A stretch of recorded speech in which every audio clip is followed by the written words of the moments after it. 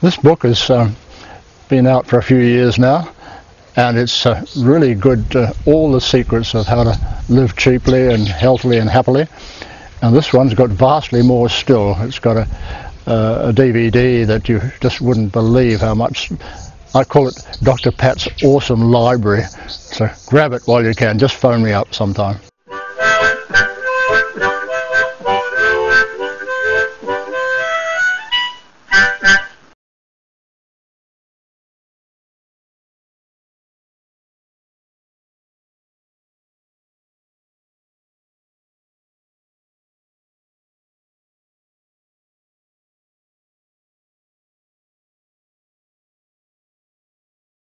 Well, hi. This is episode 5 of this case, Tasteful Family Surprises. About some amazing, unconventional and successful folk I know, and what they don't usually see or want to see or know about themselves. Virtually all the subjects are self-posed and the photos are mine. The following tasteful family style video clip filmed in 2010 on a pen camera of this self-taught 8-year-old acrobat acquaintance seems quite remarkable to my unawareness. When chinning the bar she was already exhausted. I don't know if such talent at that age is present at any but clown junior schools. Later years, sadly few if any women can or want to do a fraction of these activities, such as genuine press-ups, much less single arm press-ups.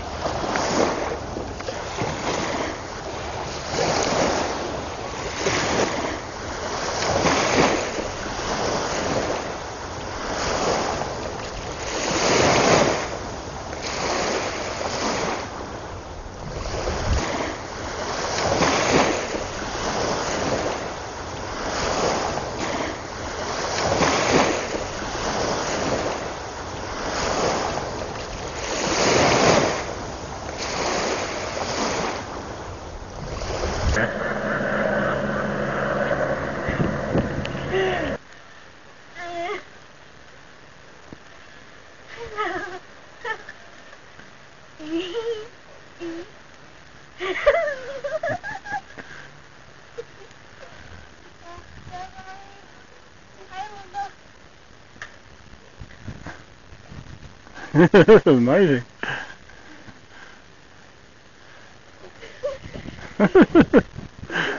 Boy, Annie just missed the tree that time.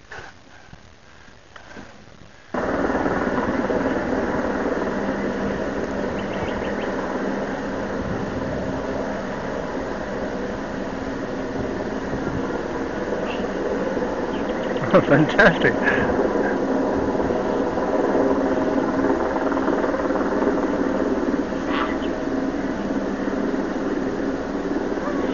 Okay.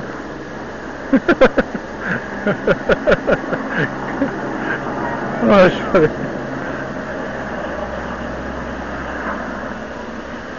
Pat's list. It's a liberation miracle. Gorgeous 34-year-old Fijian Indian Minnie in these first slides is typical of 1,000 replies to my 1980s Fiji Times pen friend advert. Oscar Schindler's List of 1,230 destitute folk wasn't the only humane rescue. The following preceded that movie. There was a pre-war World War II pro-Western Japanese Sugihara had astonishing 1937 spying careers against Russia as one-man Japanese consulate issuing 2,139 West Indies rescue visas to Jewish refugees queuing outside his Berlin office, who paid for 6,000-mile Vladivostok rail to Jew-welcoming Japan, never to West Indies. Canadian Judy Carr saved 3,000 Syrian Jews from Damascus, whilst German Jews got to South America via sympathetic Austrian go-betweens. The extraordinary TV doco hero Raoul Wallenberg extracted scores of persecuted Jews until post-war Russia trashed him into sadistic gulags for decades, as prisoner trickles revealed. Swedish diplomat and British Major Frank Foley contributed freedom to wretches. Nazi Goering's brother Albert diverted plenty from Holocaust. Even eminent Admiral Canara saved many, about as many as he dubbed in, of course.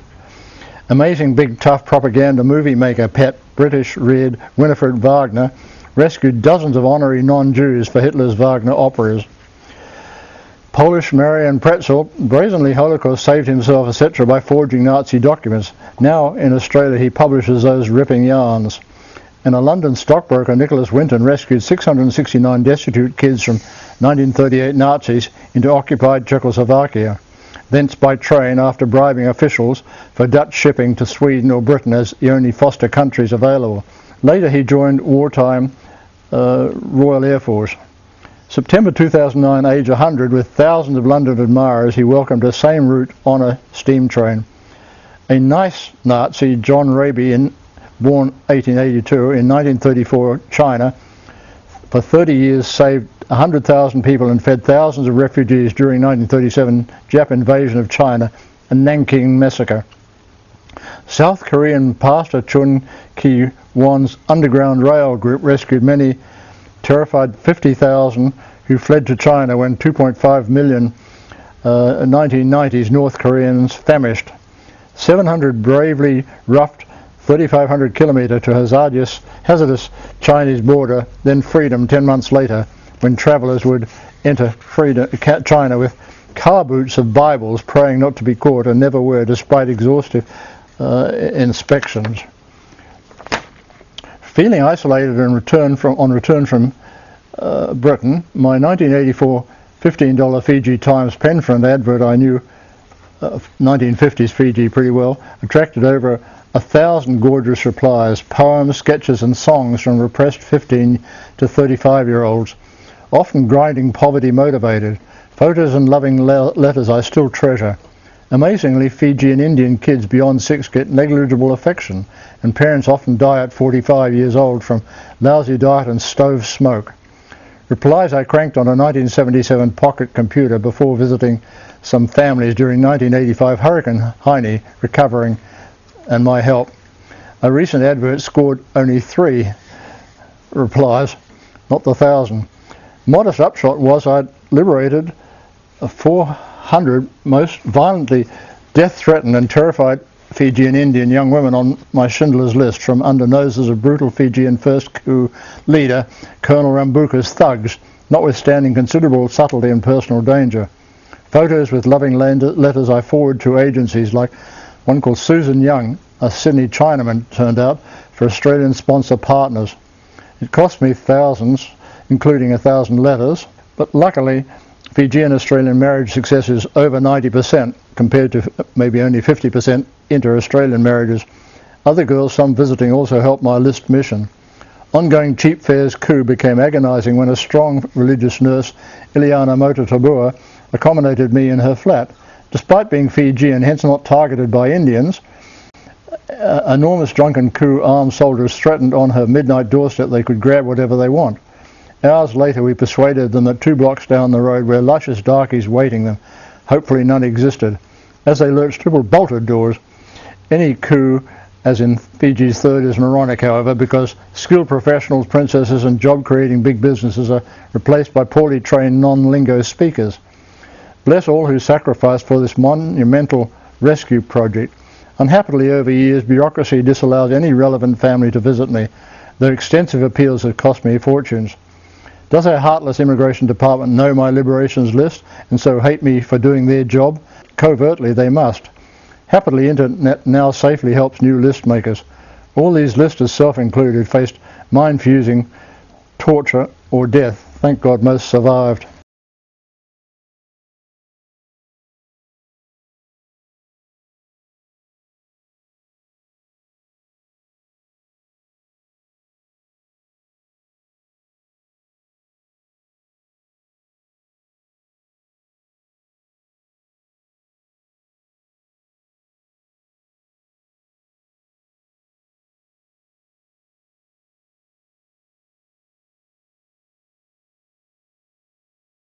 I'm near 80 and enjoyed 250 de factos in 84 countries, multiple and varied jobs, voyages, projects and travel, causing some of that. Some for days, many 7 years, often love and bed at first sight, first night bite, and my chook, I called her, for 20 years. until she died last year, age 87, as a world-famous dietitian who had a Royal Society standing ovation, which usually only reserved for Einstein types. They taught me plenty that other women were clueless about themselves. These perfect years of no AIDS and no SARS, never used a contraceptive or had kids outside marriage. Regrettably, all women in my life were pagans. I don't know why. Chook said pagan destination and food must be better than deathbed hospital. I'm not even good looking, yet women made first moves and asked me in after several days, not the reverse. Then I'm sure of their desires instead of being pressured or pressuring them. No woman is ashamed or paid, and why pay when it's lovingly free? There was a dirty old man who lived happily ever after. That's from my 6-year-old girl relative. She hoped for me.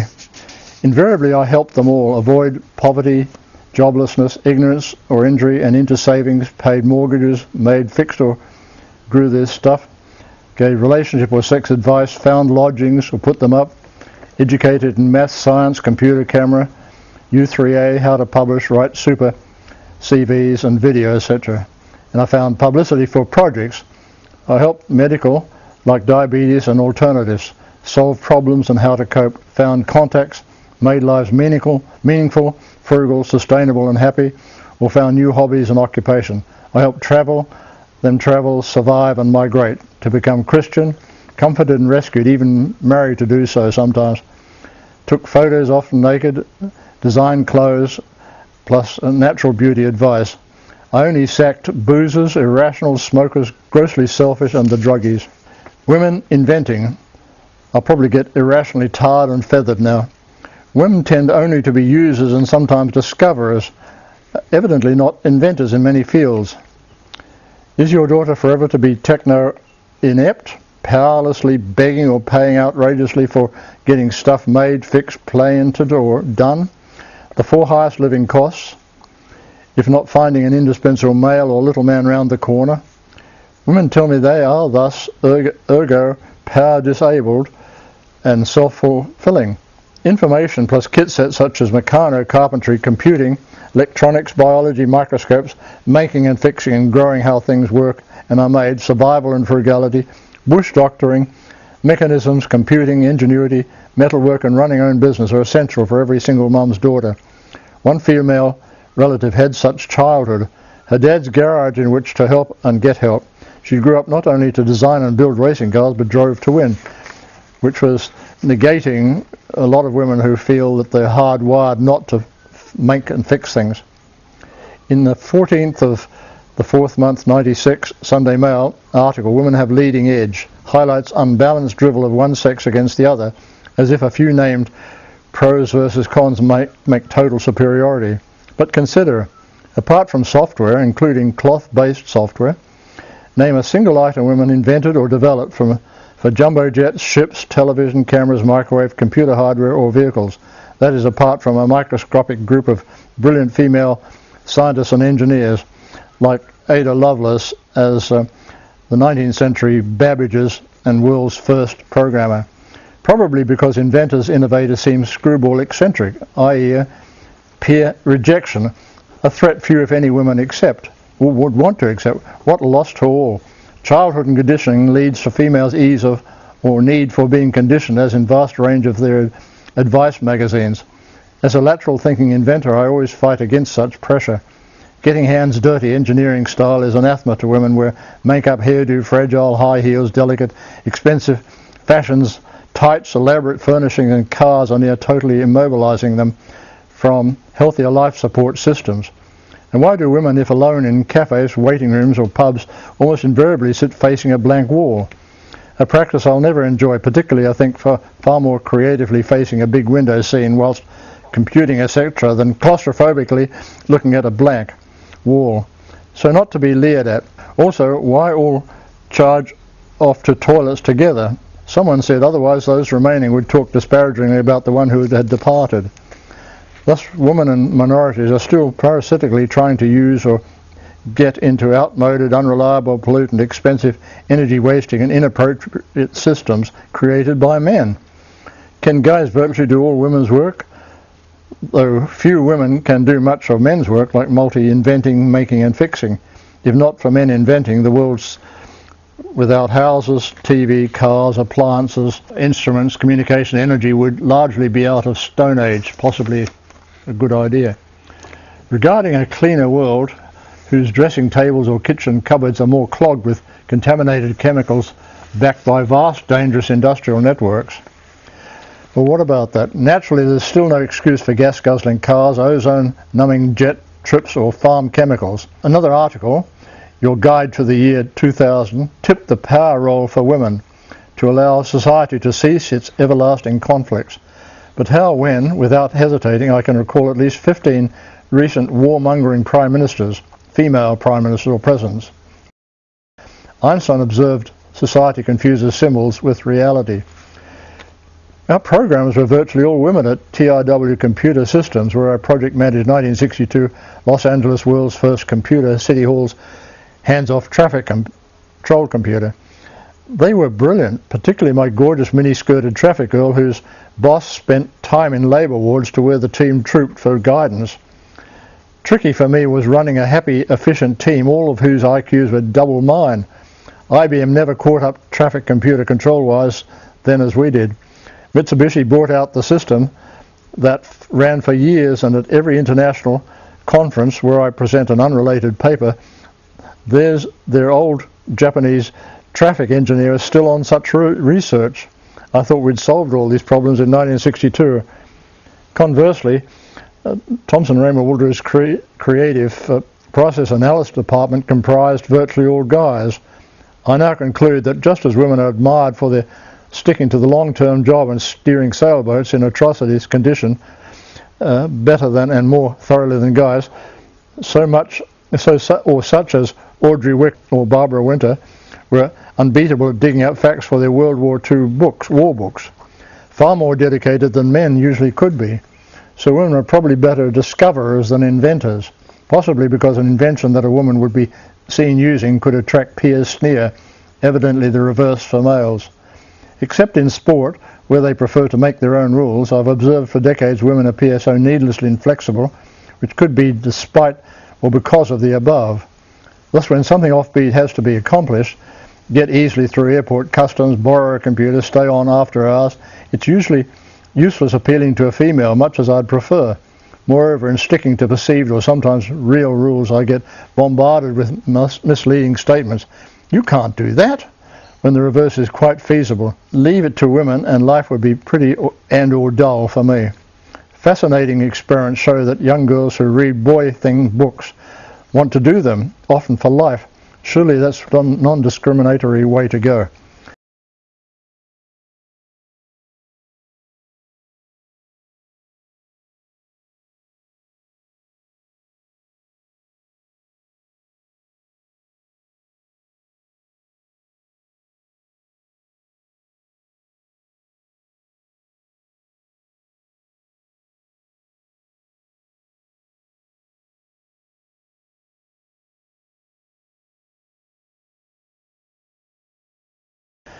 Public swimming danger to females, particularly girls.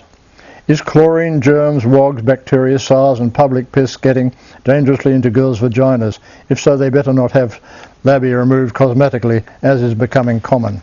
Through evolution, I may have discovered a better survival of the fittest evolution in simple species arbitrary taste variations.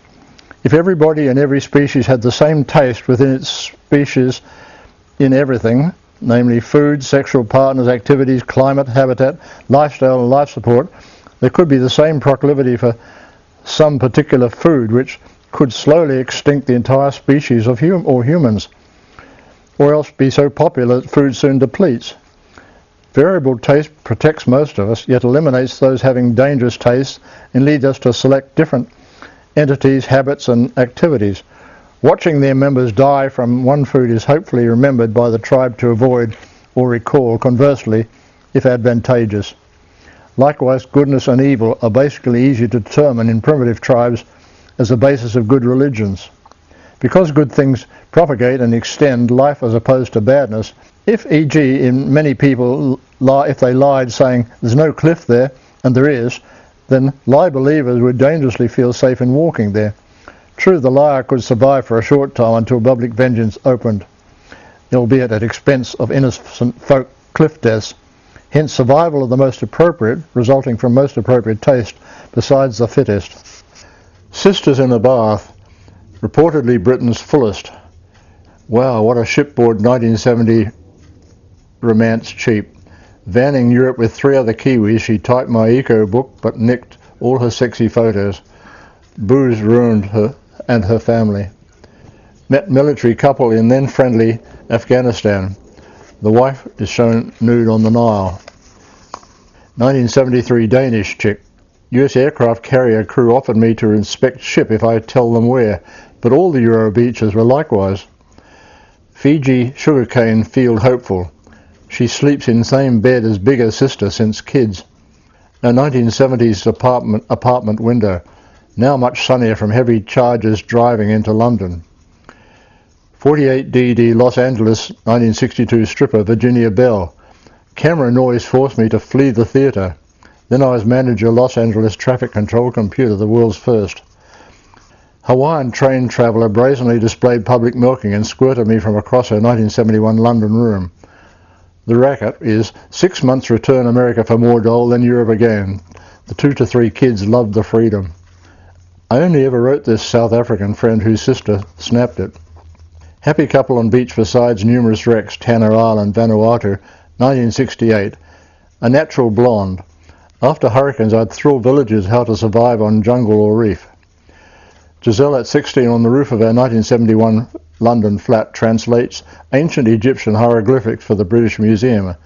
Astonishingly, intellectually we talk for hours. I wish more teenagers could be like that. Indian erotic wood carvings, 1968 on our cheap Australia-UK hike. Naked apis on Cornish beach. My self-sufficient home for 7 years at UK's warmest part.